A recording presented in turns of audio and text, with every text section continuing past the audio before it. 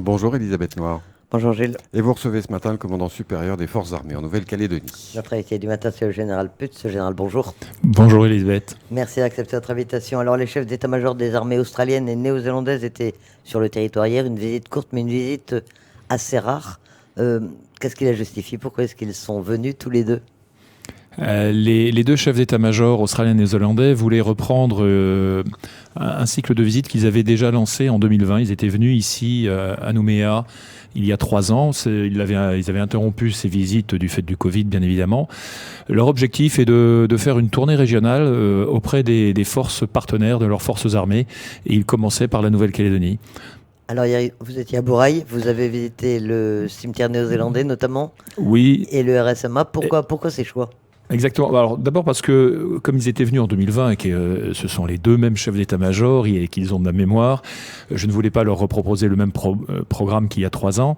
Et il m'a semblé qu'il était nécessaire de rendre hommage aux soldats néo-zélandais qui sont enterrés au cimetière de Bourail, sur ce petit bout de terre néo-zélandaise que la France a offerte à la Nouvelle-Zélande, d'autant que le chef d'état-major néo-zélandais ne connaissait pas l'endroit. Et ensuite, au RSMA, il me semblait également intéressant de leur montrer, même si le RSMA ne fait pas partie des FANC à proprement parler, de leur montrer ce que les armées et l'État pouvaient organiser pour la jeunesse calédonienne. Et ils ont été très intéressés. Alors, quand on voit des visites internationales dans la région Pacifique, on parle beaucoup de l'axe Indo-Pacifique. À votre niveau, ça se traduit comment? Quelle est la coopération, l'aide que vous pouvez avoir ou la manière de travailler avec ces pays? Alors, la manière dont les FANC vivent cet axe Indo-Pacifique, cette stratégie de la France pour l'Indo-Pacifique, c'est l'un des piliers très importants, essentiels de notre action.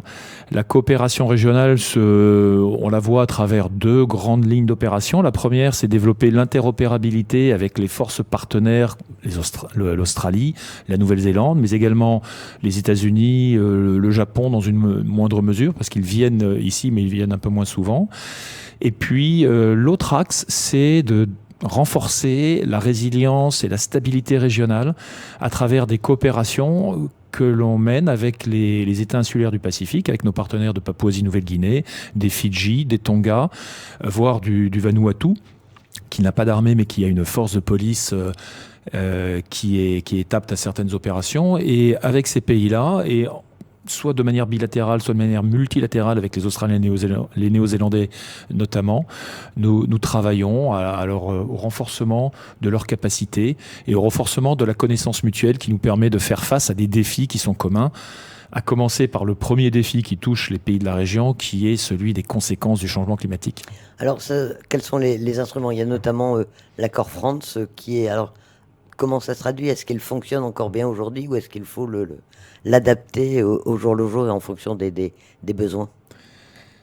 L'accord France, qui a eu 30 ans en décembre 2022, existe toujours. Mais bien évidemment, il faut l'adapter. Il a été fait. Alors c'est une déclaration commune. C'est pas un accord formel, mais c'est une déclaration commune de l'intention des 3 pays, France, Australie et Nouvelle-Zélande, de coopérer ensemble face aux catastrophes qui peuvent toucher la région. À l'époque où il a été signé, seuls ces 3 pays avaient les moyens de faire face à ces conséquences-là.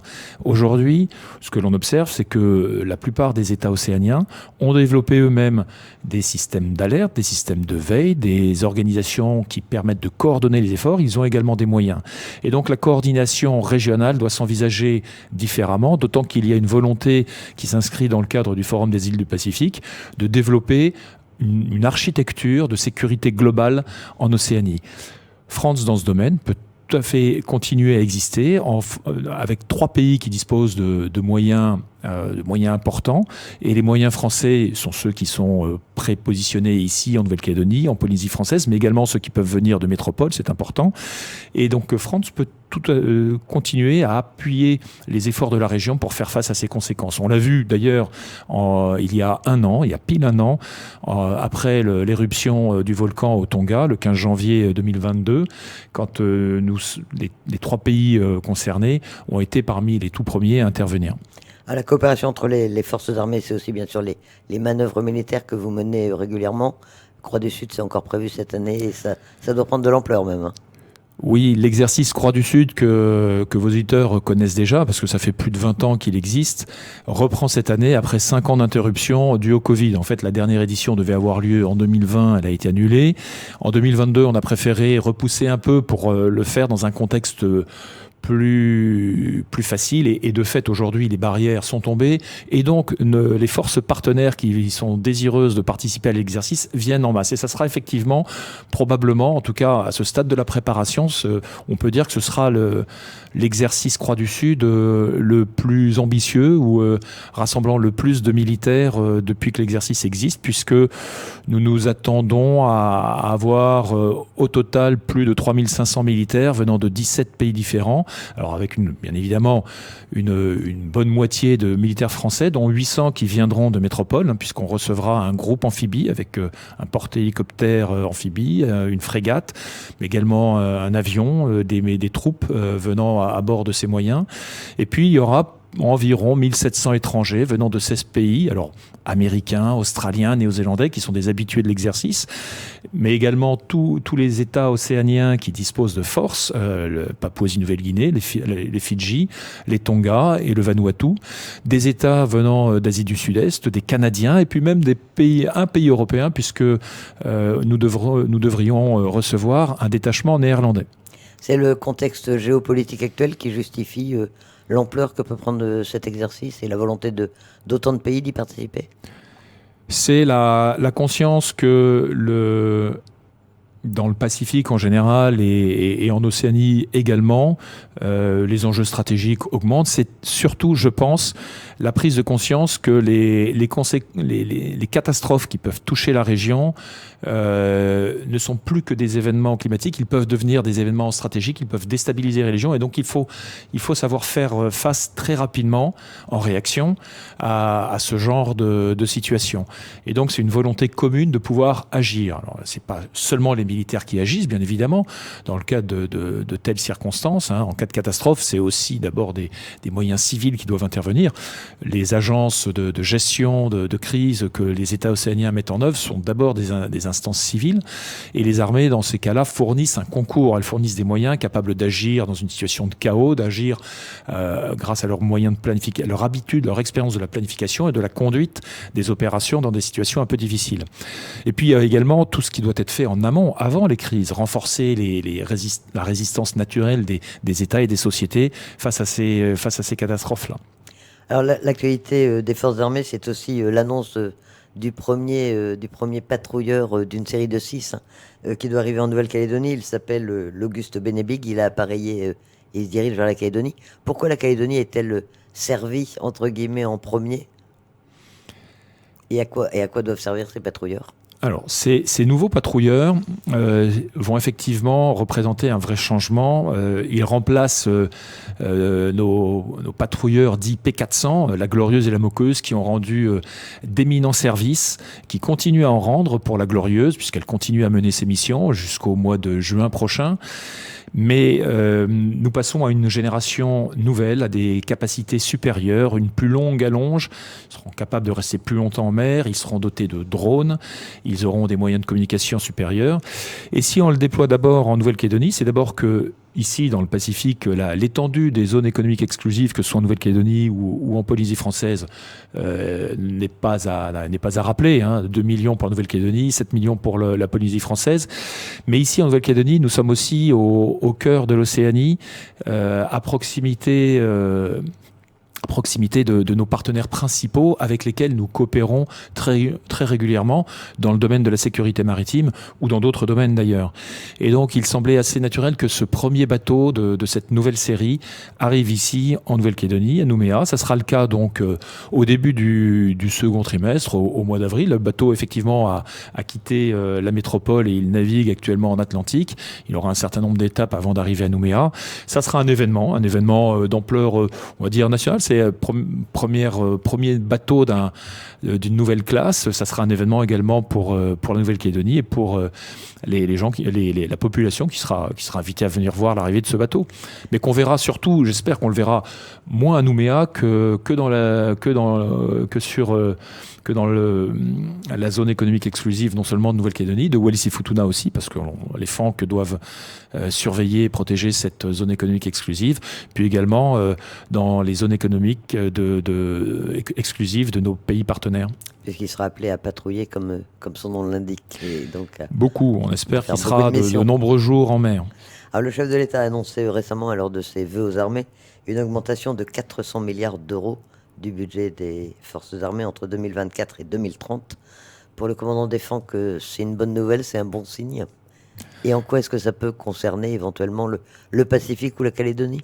En tant que commandant des FANC, je pense que c'est une bonne nouvelle pour l'ensemble des Français, de savoir que leur défense sera assurée avec davantage de moyens.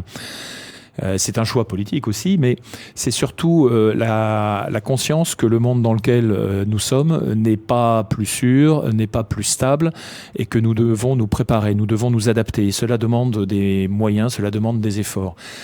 Alors ça sera un effort très important, oui. La précédente loi de programmation militaire, qui est toujours en vigueur, qui portait sur les années 2019 à 2025, prévoyait déjà 295 milliards d'euros pour la défense. La prochaine loi, qui a été anticipée d'ailleurs, puisqu'elle va débuter dès 2024 et s'étendre jusqu'à 2030, prévoira 400 milliards d'euros de ressources budgétaires, plus 13 milliards d'euros de recettes exceptionnelles. Et cela nous permettra d'atteindre, de doubler en gros, en 12 ans, le budget de la défense aura doublé si cette loi de programmation est menée jusqu'à son terme. Je note d'ailleurs que l'actuelle a été exécutée à l'euro près et que c'est une première parce que ça faisait plusieurs décennies que ça n'était pas arrivé.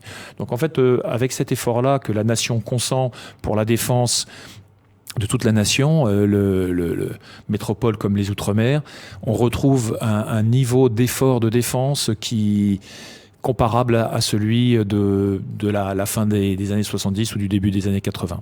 C'est le climat international, évidemment, qui justifie cet effort particulier ?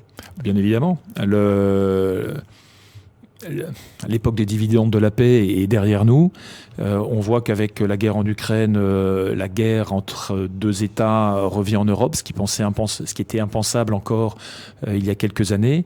Il y a l'instabilité aux abords de l'Europe, en Méditerranée, au Proche-Orient, en Afrique et au Sahel.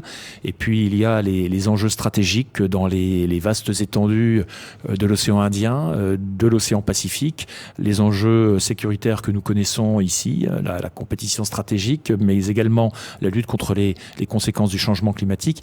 Il y a donc beaucoup de raisons d'augmenter notre effort de défense et de se tenir prêt, non pas face à ce qui se passe aujourd'hui, mais l'objectif de la loi de programmation militaire, c'est bien de se préparer aux conflits, aux confrontations de demain, fin des années 2020 à l'horizon 2030. Et ça demande un effort important en matière de ressources, mais ça demandera aussi aux armées de savoir s'adapter, de savoir renouveler, de savoir notamment œuvrer dans des nouveaux champs de conflictualité que l'on connaît aujourd'hui. Quand il y a une augmentation comme ça, est-ce que la Calédonie en bénéficie d'une manière ou d'une autre, et est-ce qu'elle a des besoins en renouvellement, en enrichissement, si on peut dire, de son matériel de défense ? De manière générale, les Outre-mer sont particulièrement concernés par cette loi de programmation militaire. Le président de la République et le ministre des Armées ont eu l'occasion de dire qu'elle se pencherait avec attention sur la défense et la sécurité des Outre-mer. Le président a rappelé lors de son discours des vœux aux armées vendredi dernier que les Outre-mer constituaient une constellation stratégique à partir de laquelle la France pouvait non seulement veiller à ses intérêts, protéger ses populations, mais également assurer ses coopérations et renforcer la stabilité des différentes régions dans lesquelles se trouvent ces territoires ultramarins. Donc oui, les Outre-mer bénéficieront de cet effort de défense.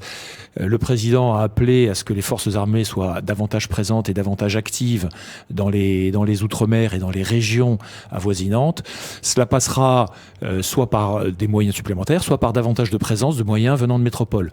Pour l'instant, il y a un tas de décisions qui restent à prendre. Le président a lui-même annoncé qu'il présenterait prochainement, je n'ai pas encore la date, la manière dont cette loi de programmation se déclinerait spécifiquement dans les Outre-mer.